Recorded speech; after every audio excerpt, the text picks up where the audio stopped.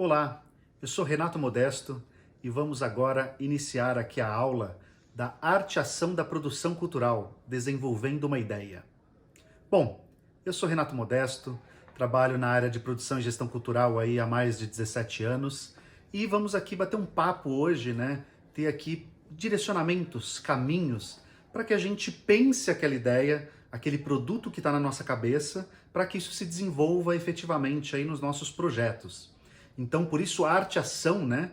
A vida é uma arte, enfim, produzir também é uma arte que inclusive tem muito impacto na vida de todos que estão ali envolvidos na cadeia produtiva, né? Seja de um espetáculo, um ator. Um erro da produção pode dificultar, por exemplo, a vida de um ator, de uma bailarina, de um músico. Então, o quanto a produção é sim, né, parte essencial aí desse processo, obviamente, e também do processo artístico, né? Porque afinal ela também ali está caminhando junto com o artista ali para se desenvolver, né?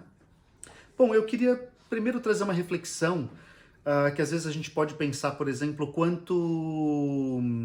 poxa, eu tenho uma ideia, mas eu sou muito novo.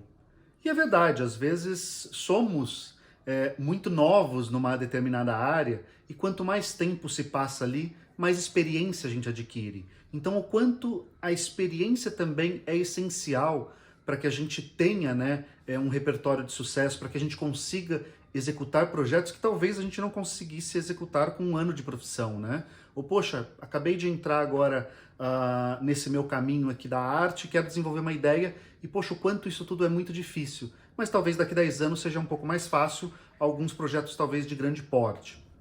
Um outro dado que eu quero trazer aqui para a gente refletir um pouco é sobre profissionalismo na arte, né? Então, termos sim uma pessoa, por exemplo, que faça produção, um profissional, assim como nós temos, por exemplo, um ator profissional, um bailarino, um diretor, um técnico de som, luz, enfim, toda a cadeia envolvida aí devem ser pessoas profissionais nas suas áreas, né? Isso é extremamente importante para que a gente tenha efetivamente cada um cuidando da sua função e que a gente consiga de fato ter uma indústria da economia criativa aí atuando no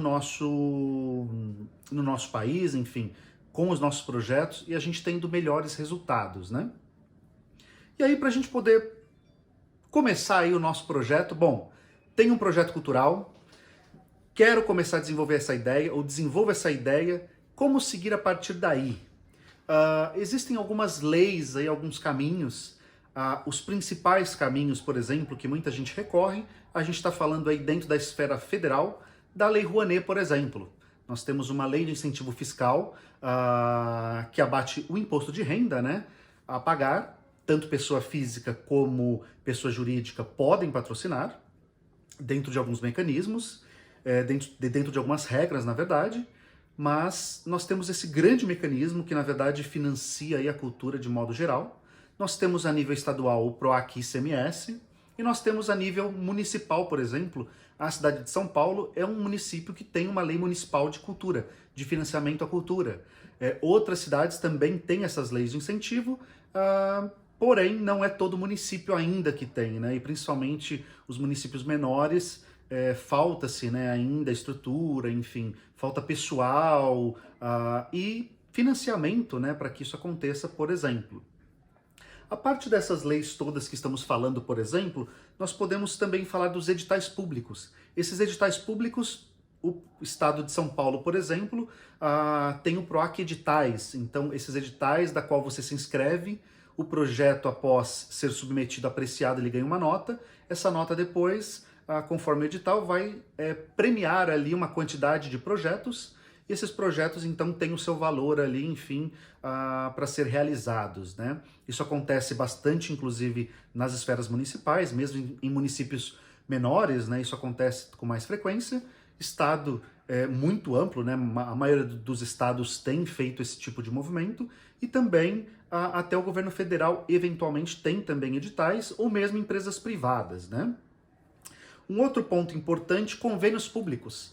Principalmente, estamos falando aqui, né, pensando que sou agora uma associação cultural sem fins lucrativos ou sem finalidade lucrativa, por exemplo. Então, o meu objeto, ele pode, por exemplo, fazer um convênio com uma prefeitura, com uma municipalidade ou com o Estado, um órgão público, né, em geral, e esse convênio eu vou gerir parte, por exemplo, de algum projeto e etc. Isso através de um convênio, né?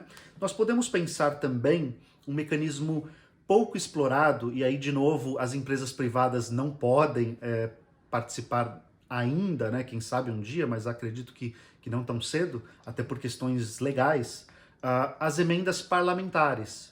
Então, a partir, por exemplo, de um deputado estadual ou federal, nós, enquanto agentes de cultura, uma associação, por exemplo, pode fazer um convênio, né? Pode mandar um projeto para um deputado, o deputado querer apoiar esse projeto, por exemplo, e esse projeto vai receber uma emenda parlamentar, ou emenda impositiva também, que é esse o termo que se usa, para gerenciar e para gerir aquele projeto que tem um começo, meio e fim, que a gente já vai falar um pouquinho disso também.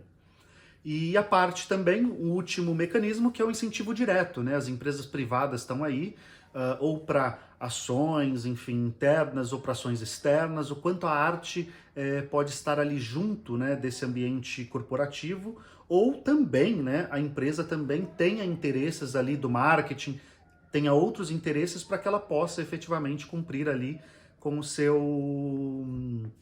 a sua realização. Então nós temos esse apanhado um pouquinho, e de novo, trago um destaque essencial para as emendas impositivas, porque temos olhado pouco para isso, né? Poxa, mas eu sou uma empresa privada, como desenvolver isso?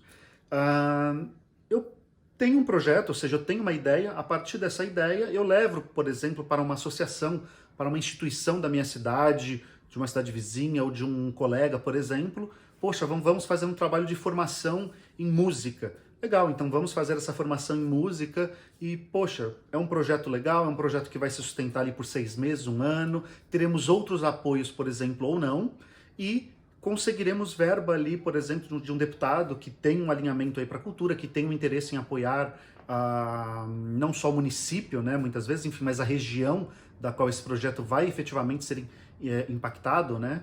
Então a gente pode também e deve contar com essas emendas que eu acho que ajudam muito, né, contribuem muito para que a gente desenvolva, né, os nossos projetos culturais, que não só, enfim, é a nossa forma de realização, o nosso tipo de trabalho, mas que impactam aí, a gente sabe que tem uma transformação muito grande em toda a nossa sociedade. Tá, Renato, e agora? Tenho uma ideia, como transformar essa ideia em algo prático? Vamos lá. Tem esse fluxo agora que a gente está vendo aí um pouquinho. Esse fluxo, basicamente, eu pensei ele, o que parece uma ferradura, ou um U em alguns casos, que é uma bolinha cortada no meio aí que vocês estão vendo, né? Eu pensei isso, na verdade, como uma matriz para problematizar a minha ideia. E isso serve não só para alguém que está produzindo, um produtor cultural, por exemplo, como para um agente cultural, ou seja, aquele secretário de cultura, de Estado, enfim, o diretor de cultura. Então, não só o gestor público, quanto o gestor privado na área cultural, esse gráfico abarca, né, ele agrega esses dois fazeres, né? E a gente pode pensar principalmente que, bom, basicamente a gente tem ali o filtro, né? Ou seja, eu tenho uma ideia, essa ideia passa por um filtro, passa por um processo de idealização. Então tá, quero fazer um projeto que vai ter, por exemplo, vai levar 1 ano de duração, 12 meses, porque é o que eu consigo sustentar. Eu quero fazer formação em dança, por exemplo. Legal, eu tenho uma ideia. Como que isso vai se estruturar? E aí essa ideia vai para essa primeira entrada desse filtro, que a gente tem que ter uma validação técnica e documental.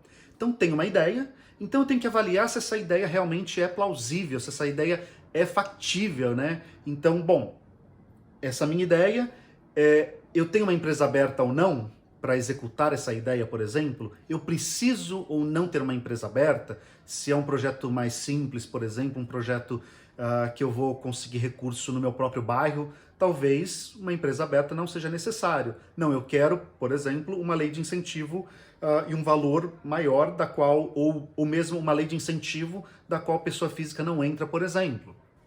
Ou um edital e etc. Ou mesmo quero tratar como uma empresa, mas aquela empresa só paga a pessoa física, pessoa jurídica, desculpa. Então, a empresa jurídica, Então preciso. Então essa, por exemplo, é uma questão técnica, ou documental, ou regimentar, enfim. Então eu preciso verificar esses nuances do meu projeto. Quanto, por exemplo, o projeto, ele... Vamos pensar que quero fazer um grande show na minha cidade. E esse show, por exemplo, ele vai ocupar uma região. Qual é o laudo, por exemplo, que eu tenho que ter para liberação?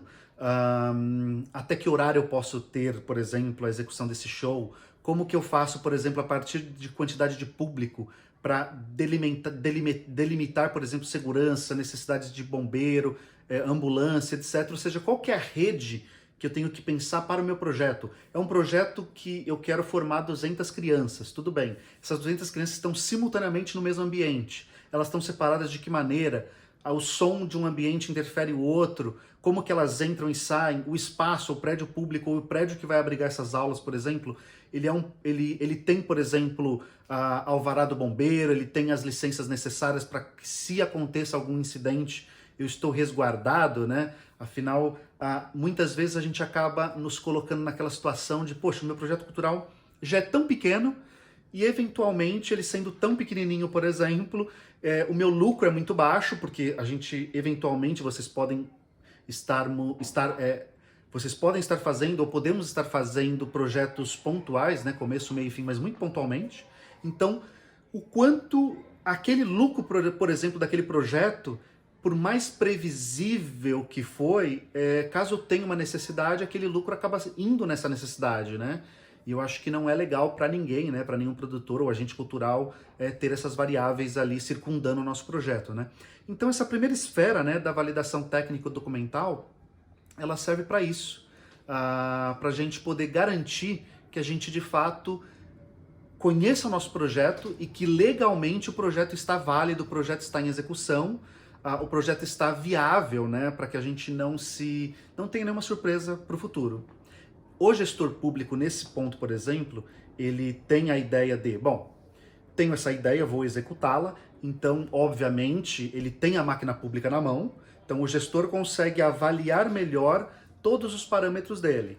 Geralmente é um projeto de um terceiro, né? Então, o gestor público ele vai receber esse projeto e ele vai avaliar, por exemplo, porque a pessoa, eu, no caso, o produtor cultural, já trouxe todas as demandas e as necessidades. Então, olha, esse projeto é um projeto num teatro, o teatro tem um alvará, eu vou pagar, por exemplo, todas as licenças de ECADs, BATS, ATED, etc. Ou seja, eu já tenho esse desenho porque o produtor cultural me passa. Quem está oferecendo esse projeto já me passa. Se é um projeto da própria casa, por exemplo, vou me referir muito aos municípios, né? Os municípios executam muitos projetos nesse sentido. Ele tem a máquina pública na mão, ele tem as esferas e, inclusive, ele não vai pensar sozinho, né? Ele é obrigado a passar por um departamento jurídico para validar os contratos, para validar todas as ações a serem realizadas, né? Então, de certa forma, o gestor público, nesse ponto, ele está blindado. Ele tem um respaldo maior ali, já o agente público, o agente cultural, na verdade, o produtor, precisa pensar e trazer isso pronto, inclusive, para o gestor público. Então, por isso que a gente percebe, por exemplo, essa faixa azul. A faixa azul e a faixa preta, ali embaixo, que a gente pode perceber, é uma faixa que é para o produtor cultural. O produtor cultural tem que fazer todo o processo. O agente público, por exemplo, um diretor de cultura, ele basicamente, após essa validação, ele vai receber esse material pronto e ele já vai direto para a parte de estruturação do projeto. Por quê? Legal, você quer realizar isso, eu só vou validar esse documento, eu só vou validar isso que você me trouxe e vou começar a dar andamento nesse projeto. Então, por isso, essa divisão um pouco, porque o gestor público dá conta desse processo inferior e o produtor cultural ele dá conta de todo esse processo. E a gente tem, por exemplo, então, legal, estruturei o meu projeto, tenho a clareza do que quero fazer, de todas as leis, de todas as alvarás, de todas as necessidades que isso vai me impactar, por exemplo, que muitas vezes impacta custo, né? E eu estruturo, então, o meu projeto. Agora eu vou escrever os detalhes pormenores, né? Ou seja, o gestor público, por exemplo, tá legal, você vai usar tal hora, você colocou que pode ser entre 4 e 6 horas, para nós funciona melhor às 4 horas, por exemplo. São detalhes que o projeto vai ali se debruçar. Quem vai ser, por exemplo, o professor da aula, ou quem serão os atores efetivamente envolvidos agora contratados. sendo que eu já tenho toda a ideia e a clareza do que eu quero. Então nós estruturamos o nosso projeto. A partir daí a gente vai para o plano de trabalho.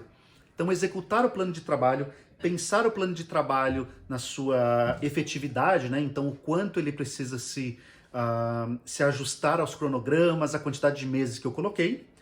A captação de recursos, que é um pouco que a gente já falou, essas leis, esses mecanismos fiscais, por exemplo, que nós temos hoje no Brasil. Inclusive, aproveitar aqui esse momento, citar aí, nós estamos caminhando aí para outras leis de incentivo que estão sendo criadas, né, que estão sendo estruturadas agora, inclusive, e que, enfim, no futuro teremos outras. Então, aproveitar de toda essa legislação, né, esse é o passo aí da captação de recursos, né, para pensarmos uma captação de recurso ali no nosso projeto. A partir disso, ou seja, a captação de recurso entrou dinheiro agora para o meu projeto, o projeto está de fato pensado, estruturado, validado e tem o recurso na mão. A partir daí eu vou para a parte de execução, então acompanhamento, execução e produção efetiva desse trabalho, né? Então ali é onde vai se dar toda a realização do meu trabalho, desse projeto, tá legal. O projeto começou um projeto de formação, ele vai demorar ali todo o percurso formativo, por exemplo, se é um espetáculo de teatro e era uma estreia, ele fez a sua estreia, fez uma temporada e termina, enfim, e aí eu vou para um outro projeto, que o outro projeto visa só circulação, ou ensaiei a orquestra estreou e agora a orquestra vai fazer a sua circulação desse material, dessa sua obra, né? Então acho que esse processo é o mais importante. O gestor público aqui, por exemplo, até na etapa anterior, ele tem que organizar também o plano de trabalho dele. Então, o que é de comprometimento da prefeitura, por exemplo, ou de uma secretaria, o que ele tem que mobilizar, por exemplo, muitas vezes de outra secretaria, se todo o recurso está vindo do terceiro, se ele está bancando, né, ou se a municipalidade está arcando com esses recursos, por exemplo, ele é o captador de recursos porque o recurso é dele próprio, por exemplo. E depois, basicamente, ele acompanhar o desenvolvimento desse processo, né? Fazer ali as contratações ou fazer os acordos. E nós temos efetivamente a realização final, né? Ou seja, todo o processo acontecendo. E aí a municipalidade também tem que estar muito atenta, né? Porque a realização significa que eu estou acompanhando. Eu estou ali, por exemplo, se é um projeto de formação, um projeto contínuo, estou acompanhando ali, tenho métricas, por exemplo, e tenho um plano, meu plano de trabalho, uma estrutura para que eu possa efetivamente acompanhar esse processo. Já se é um começo, meio e fim, eu posso estabelecer momentos, né, a qual eu, enquanto poder público, vou acompanhar esse processo. E por último, a finalização ali, prestação de contas, né? Ou seja, medir se é um dinheiro público, esse dinheiro público tem que ser prestado conta.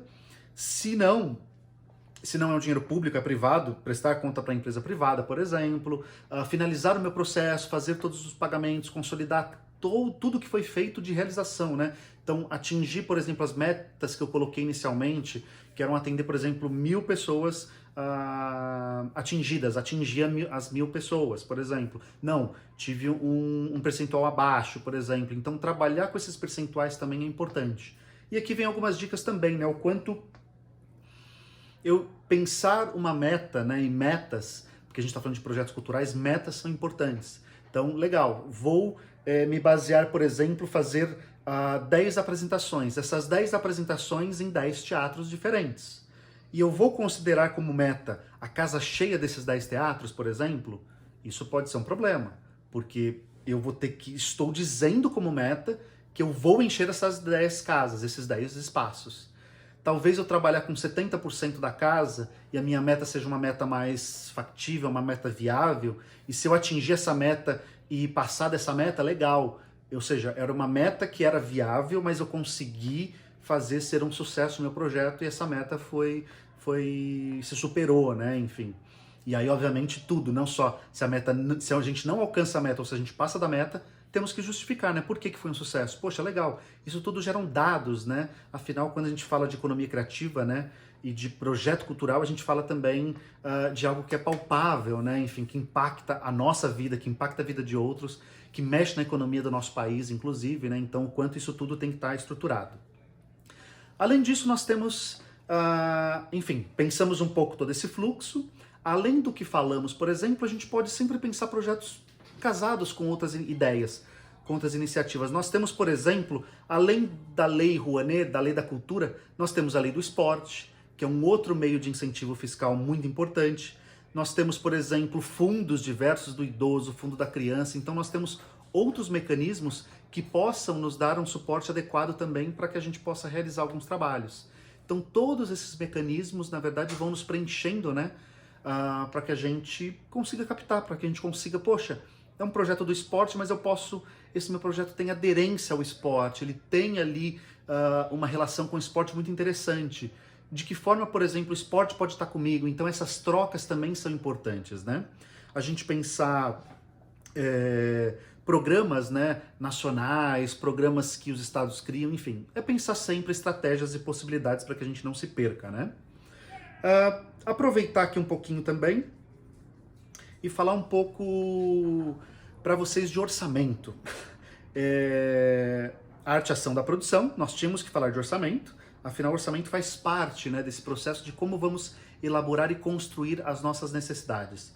Nós temos, por exemplo, essa planilha que está sendo colocada aqui agora, que é um orçamento, um esboço, uma ideia. Então nós temos, por exemplo, aí pré-produção e preparação. Muito importante a gente separando os nossos orçamentos de maneira por tópicos, né, por amplos tópicos, ou seja, pré-produção, o que vem antes daquela realização, daquela execução. Como a gente pensa, por exemplo, como a gente está idealizando a coisa. Depois a gente tem a fase de produção. Depois a gente vai ter, por exemplo, separar o orçamento em divulgação, comercialização, custos administrativos, impostos, recolhimentos, ou até mais grandes áreas, né, eventualmente, que a gente veja necessidade, inclusive dentro do nosso projeto. A gente pode pensar isso. E aí, olhando esse orçamento, por exemplo, vocês podem perceber que a grande dica, acho que essa aula vem para dar algumas dicas, e uma delas é, bom, eu não só nomeio, mas eu numero essa grande área. Então, o número 1 é pré-produção, preparação, nesse exemplo que eu estou deixando aqui para vocês. 2, produção, execução. E aí eu posso, por exemplo, colocar ali 2.A, como está ali. Ou eu posso colocar 2A, B, C, ou seja, eu também vou classificando e tendo uma relação numérica, alfanumérica com o meu orçamento. Isso é muito interessante, porque no futuro depois, quando a gente for executar o nosso projeto, as notas fiscais e tudo mais, a gente pede a rubrica com esse número também, esse número alfanumérico, 2A, 2B e a despesa, a rubrica dessa despesa. Então, o detalhamento dessa despesa, isso dá uma transparência para que o nosso orçamento esteja alinhado, por exemplo, com a prestação de contas, para não ficar uma coisa muito genérica. E aí, por exemplo, a gente está passando esse orçamento, né, que a ideia é, enfim, esse é um orçamento macro, né, pensar, por exemplo, uma apresentação, 10 apresentações fora do Brasil, por exemplo, aqui era um projeto internacional, então envolvia, por exemplo, estrutura, alimentação, hospedagem, transporte, aluguel, carregadores, a gente tinha, por exemplo, uma ambulância à nossa disposição. Então, aqui é uma ideia, né, ou seja, tudo que o meu projeto vai estar utilizando, né? Eu tenho que pensar em todos esses pormenores que o meu projeto pensa em utilizar. Deixar aqui, por exemplo, essa é um esboço da planilha, por exemplo, do PROAC, aqui, de prestação de contas. Então, essa planilha, ela é uma planilha sugerida pelo PROAC para que nós possamos prestar contas, por exemplo. Então, cada edital, cada lei de incentivo ou cada empresa, ela vai nortear, ela vai pedir, por exemplo, no contrato um tipo de prestação de conta, um modelo, um formato ou ter mais ou menos exigências, né? E a gente tem que cumprir com essas exigências. Então é muito importante a gente estar alinhado a isso. E esse é um exemplo, por exemplo, da planilha do PROAC, né? E por que eu estou mostrando essa planilha? Porque eu vou mostrar essa outra planilha agora. Essa planilha aqui é uma planilha que eu trago para vocês aqui, ela tá sem a tabulação dela, mas basicamente para a gente perceber e ver, por exemplo, como que se dá, como que talvez esse é um caminho, são modelos. Não existe certo ou errado, são modelos. E esse é um modelo interessante. Então nós temos aí, por exemplo, crédito. Ah, legal, eu vou lançar primeiro o crédito na minha planilha. Então, se é da Secretaria de Estado, se é do Ministério, se é de uma empresa privada, por exemplo, e vou conciliar o meu extrato bancário com o valor recebido, por exemplo. Logo na sequência, eu vou colocar ali tarifas bancárias e etc. Vou colocar, por exemplo, pagamento de cachês ou não, se é cachê de atores, direção, bailarino, produtor. Qual é a natureza, qual é a descrição? Lembra aquilo que eu tinha comentado, por exemplo? Então, 1.A, 1.B, 2.A e etc. Eu vou alinhando, eu vou levando isso para dentro dessa estrutura. Vou ter a descrição, então, do fornecedor. Então, vou ter fulano de tal, vou ter uma empresa X, vou ter o CNPJ, vou ter ali se é um extrato bancário, uma nota fiscal, um cupom, o que se refere, né, àquele tipo de despesa. Vou ter o número dessa despesa, a data dessa despesa, por exemplo, da nota fiscal, a data que eu paguei, aí isso também se torna um controle de pagamento, o comprovante de pagamento, então com a numeração desse comprovante, o extrato bancário, se era, enfim, dificilmente se usa hoje, mas cheque, por exemplo, folha de cheque, etc. E o valor efetivamente gasto. Eu posso ir criando essa planilha de cores, por exemplo, como vocês estão vendo. Então, eu vou estabelecer, por exemplo, um índice onde verde vai ser crédito, como eu coloquei aí, o azul será as despesas bancárias, o preto, todas as despesas comuns do projeto, o vermelho eu vou colocar em destaque, por exemplo, reembolso. Sabe aquelas despesas que a gente tem, por exemplo, como está aí, alimentação? Então, legal, estamos pagando restaurantes aqui, por exemplo, são várias despesas, então posso relacioná-las para gerar um reembolso, por exemplo, quando o projeto permite isso, né?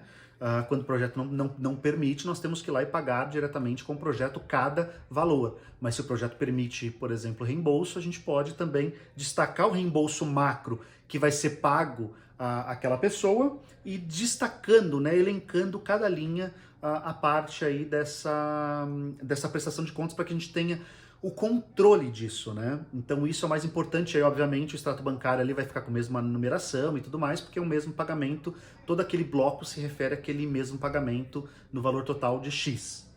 Enfim, esses são alguns aspectos aqui que eu quis trazer rapidamente dentro da nossa aula de hoje, dessa aula de produção e gestão cultural, essa área que pensa a produção cultural, pensando a arte-ação, né? Pensando o que está nos bastidores e trazendo pequenas pílulas, pequenos momentos que a gente possa, de fato, se debruçar aí para o projeto cultural, ter uma atenção, ter um atendimento melhor aos nossos projetos, né, às nossas necessidades, e que a gente consiga efetivamente criar, fazer algo a mais aí para a cultura, para essa economia criativa e para o nosso público, para esse público todo que consome a arte. Aproveitar aqui e agradecer. Essa oficina, essa aula é uma realização do Governo do Estado de São Paulo, Secretaria de Estado da Cultura, através do PROAC 3921 aí, que nos permitiu estarmos aqui. Muito obrigado, espero que tenham curtido, gostado, curtam, compartilhem, coloquem aqui, vai estar para vocês seguirem aqui Instagram, por exemplo, LinkedIn. A gente fala pouco do LinkedIn na área cultural, é importante falarmos mais. E é isso, eu sou o Renato Modesto, muito obrigado por terem me ouvido e até logo mais, até uma breve. E precisando, estamos aqui para fazer aí bastante sobre arte, produção, enfim, economia criativa. Obrigado, beijo, abraços.